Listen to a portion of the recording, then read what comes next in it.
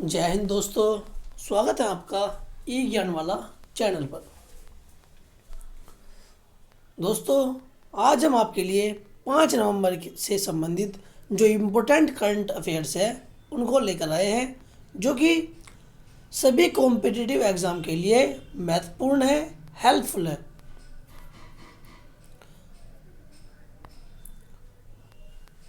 तो देर न करते हुए बढ़ते हैं हम अपने टॉपिक की ओर। तो करंट अफेयर्स के आज के पहले क्वेश्चन को हम देखते हैं। हाल ही में G20 का शेरपा किसे नियुक्त किया गया है? तो ये किया गया है दोस्तों तरुण कपूर को।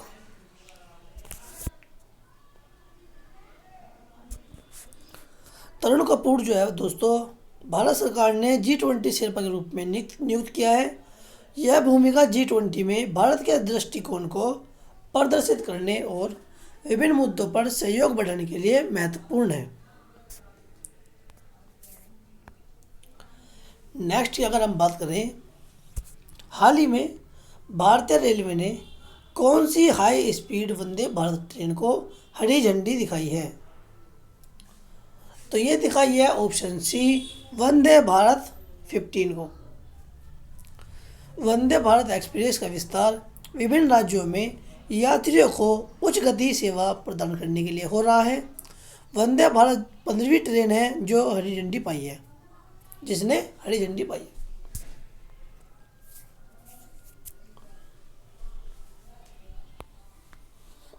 नेक्स्ट है दोस्तों, 2024 में भारतीय रिजर्व बैंक आरबीआई की मौद्रिक नीति समिति ने रेपो दर में क्या बदलाव किया है? तो दोस्तों, जैसे कि आप जानते हैं, जो हमारी रेपो दर है वो 6.5% है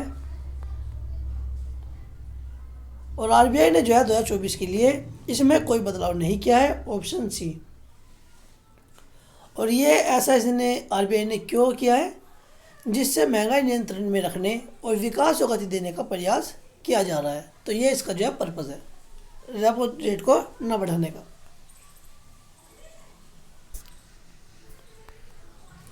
नेक्स्ट है, हाल ही में किस देश ने अपने नए प्रधानमंत्री का चुनाव किया है?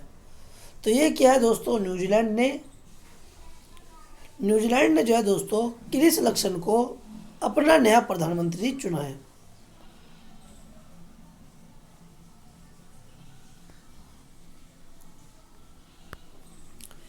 नेक्स्ट है, हाल ही में भारतीय मूल के कौन से वैज्ञानिक को नोबेल पुरस्कार मिला है?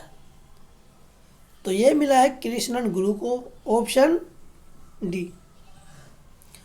कृष्णन गुरु को जो नोबेल पुरस्कार मिला है ये चिकित्सा के क्षेत्र में दिया गया है।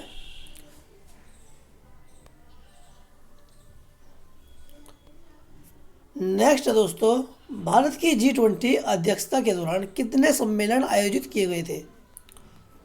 तो ये किए गए थे दोस्तों 200 सम्मेलन, ऑप्शन बी। भारत ने अपनी G20 अध्यक्षता के दौरान विभिन्न मुद्दों पर 200 से अधिक सम्मेलन आयोजित किए, जिसमें विभिन्न विश्व स्तर पर आर्थिक सहयोग, विकास और पर्यावरण संबंधी चर्चाएं शामिल थी।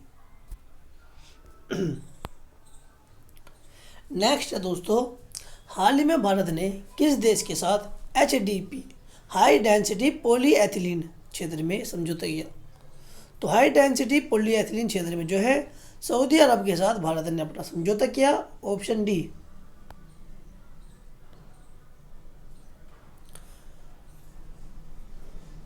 भारत और सऊदी अरब ने उच्च घनत्व पॉलीथीन क्षेत्र में सहयोग को बढ़ाने के लिए एक समझौता पर हस्ताक्षर किए, जो दोनों देशों के बीच व्यापारिक संबंधों को मजबूत करेगा। नेक्स्ट दोस्तों, हाल ही में भारतीय अंतरिक्ष अनुसंधान संगठन इसरो ने किस उपग्रह को सफलतापूर्वक लॉन्च किया है? तो ये किया है दोस्तों ऑप्शन सी, DSAT-3 को। इसरो ने DSAT-3 उपग्रह को दोस्तों सफलतापूर्वक लॉन्च किया, जो रडार इमेजिंग के माध्यम से, किस माध्यम से? रडार इमेजिंग के माध्यम से मौसम की निगरानी और कृषि क्षेत्रों में उपयोगी जानकारी प्रदान करेगा।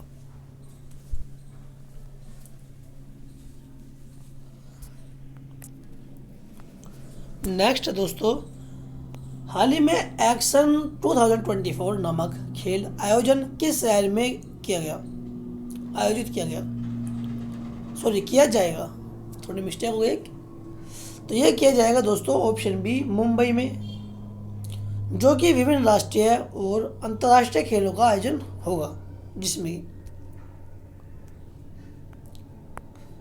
नेक्स्ट है, हाल ही में भारतीय सेना ने किस प्रकार की नई तकनीक को अपनाया है जो युद्ध की राजनीति में सुधार करेगी।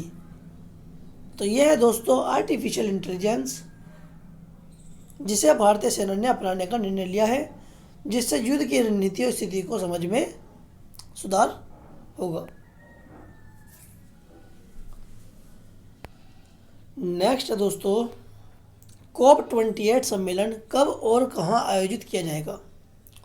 तो COP28 जो है दोस्तों वो दिसंबर 2024 में दुबई में आयोजित किया जाएगा, ऑप्शन बी। COP28 का उद्देश्य है जलवायु परिवर्तन से संबंधित वैश्विक मुद्दों पर सहमति प्राप्त करना है। यह सम्मेलन पेरिस समझौते के लक्ष्यों की समीक्षा करेगा और उत्सर्जन में कमी के लिए नई रणनीतियां विकसित करेगा।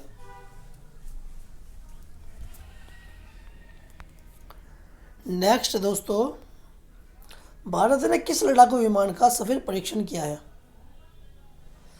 तो यह किया है तेजस MK द्वितीय का, ऑप्शन बी। तेजस MK द्वितीय को हल्के लड़ाकू विमान के रूप में विकसित किया गया है, जो आधुनिक तकनीकों से लैस है।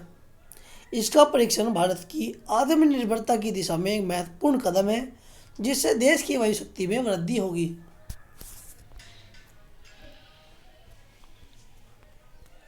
नेक्स्ट दोस्तों, हाल ही में किस देश ने चंद्रमा पर अपना नया लैंडर चंद्रयान-3, या थोड़ी मिस्टेक है यहाँ पर चंद्रयान कर लेना, ये चांद्रयान हो गया, तो चंद्रयान-3 भेजने का निर्णय लिया है। तो ये लिया है दोस्तों भारत ने, ऑप्शन ए। चंद्रयान-3 भारत का तीसरा चंद्र मिशन है, याद रखना है। चंद्रयान-3 भारत का तीसरा चंद्र मिशन है, जो चंद्रमा पर लैंडिंग और रोवर संचालन की सफलता के लिए लक्षित है। यह मिशन जो है इसरो द्वारा संचालित किया जा रहा है, और मिशन का जो उद्देश्य है वह चंद्रमा की सतह पर पानी और खनिजों की खोज करना है, जो भविष्य के चंद्र मिशनों के लिए महत्वपूर्ण हो सकता है। नेक्स्ट दोस्तों, भारत ने हाल ही में मिशन 2024 के तहत किस प्रमुख क्षेत्र में निवेश बढ़ाने की योजना बनाई है। तो ये बनाई है दोस्तों स्वास्थ्य के क्षेत्र में, ऑप्शन सी। मिशन 2024 के तहत भारत सरकार स्वास्थ्य सेवाओं की पहुंच और गुणवत्ता को बढ़ाने के लिए नई योजनाएं तैयार कर रही है। यह मिशन टीकाकरण, प्राथमिक स्वास्थ्य केंद्रों का विस्तार और स्वास्थ्य सुविधाओं के डिजिटलाइजेशन पर जोर देगा। कोविड-19 महामारी से मिली सीख के आधार पर स्वास्थ्य प्रणालियों को अधिक मजबूत बनाने की योजना है।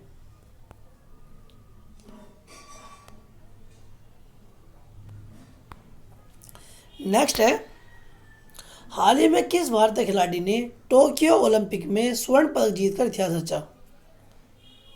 हालांकि ये 2021 का क्वेश्चन था, फिर भी हमने इसको जो है इंक्लूड कर दिया स्टैटिक जीके के रूप में, क्योंकि अभी हाल ही में जो है SSC CPO का एग्ज़ाम हुआ था, उसमें क्वेश्चन जो है पूछा जा चुका है दोस्तों। तो टोक्यो ओलंपिक में स्वर्ण पदक जीतकर जो है इतिहास रचा था नीरज चोपड़ा ने, ऑप्शन ए ने। नीरज चोपड़ा ने 2021 टोक्यो ओलंपिक में भाला फेंक प्रतियोगिता में 87.58 मीटर की दूरी फेंककर स्वर्ण पदक जीता। यह ओलंपिक में भारत का पहला स्वर्ण पदक था जो एथलेटिक्स में आया, ये भी आपको याद रखना है, इसलिए स्टैटिक्स में जो है इंक्लूड किया गया था। तो ओलंपिक में भारत का पहला स्वर्ण पदक था जो एथलेटिक्स में आया। नीरज की यह उपलब्धि भारतीय खेल इतिहास में मील का पत्थर साबित हुई और युवा एथलीटों के लिए प्रेरणा का स्रोत बना। तो इसको तो जो है आपको याद रखना है, अगर करंट में भी नहीं पूछा गया तो आपका जो है स्ट्रेटेजी के रूप में यहाँ आपके सामने आ सकता है, तो इसको याद रखना है। नेक्स्ट है दोस्तों, हाल ही में भारत ने किस देश के साथ ग्लोबल ग्रीन ग्रिड इनिशिएटिव में भागीदारी की है? तो यह की है दोस्तों जर्मनी के साथ, ऑप्शन ए।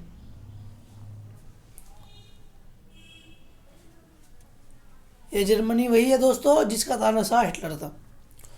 तो ग्लोबल ग्रीन ग्रिड इनिशिएटिव का जो उद्देश्य है दोस्तों, वो विभिन्न देशों के बीच नवीकरणीय ऊर्जा के स्रोतों का साझा करना और ऊर्जा सुरक्षा को बढ़ाना है।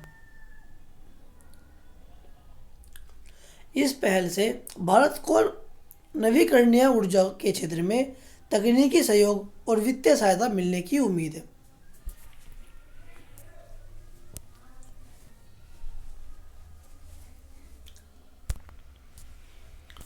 नेक्स्ट है, किस भारतीय राज्य ने ड्रोन पॉलिसी 2024 को लागू किया?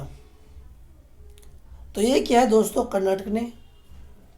कर्नाटक ने ड्रोन प्रौद्योगिकी के विकास को प्रोत्साहित करने के लिए ड्रोन पॉलिसी 2024 को लागू किया। यह नीति कृषि, स्वास्थ्य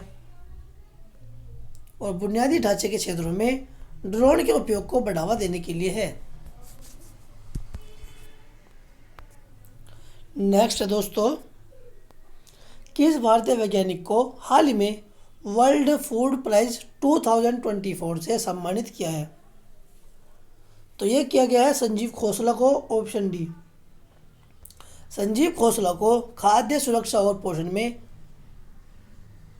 उनके योगदान के लिए वर्ल्ड फूड प्राइज 2024 को सम्मानित किया गया है। उनका जो काम था वो जैविक खेती और फसल विविधता क्षेत्र में बहुत ज़्यादा महत्वपूर्ण था।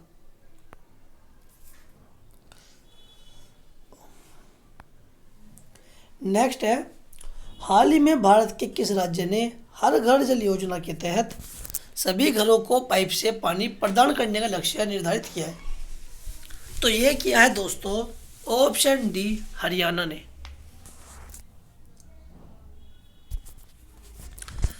हर घर जल योजना का उद्देश्य है हर परिवार को पाइप के माध्यम से स्वच्छ पेयजल उपलब्ध कराना है। यह योजना जल जीवन मिशन का हिस्सा है, जिसका लक्ष्य 2024 तक सभी घरों में नल से पानी पहुंचाना है। नेक्स्ट है, हाल ही में भारत के किस पूर्व प्रधानमंत्री ने अपनी आत्मकथा प्रकाशित की है? तो ये किया दोस्तों प्रणब मुखर्जी ने, ऑप्शन ए। प्रणब मुखर्जी की आत्मकथा द लीजेंड ऑफ प्रणब दा हाल ही में प्रकाशित हुई है, जिसमें उनके राजनीतिक करियर और व्यक्तिगत जीवन के अनुभवों का वर्णन किया गया है। इस पुस्तक में उन्होंने भारतीय राजनीति की चुनौतियों और अवसरों पर अपने विचार जो है साझा किए हैं।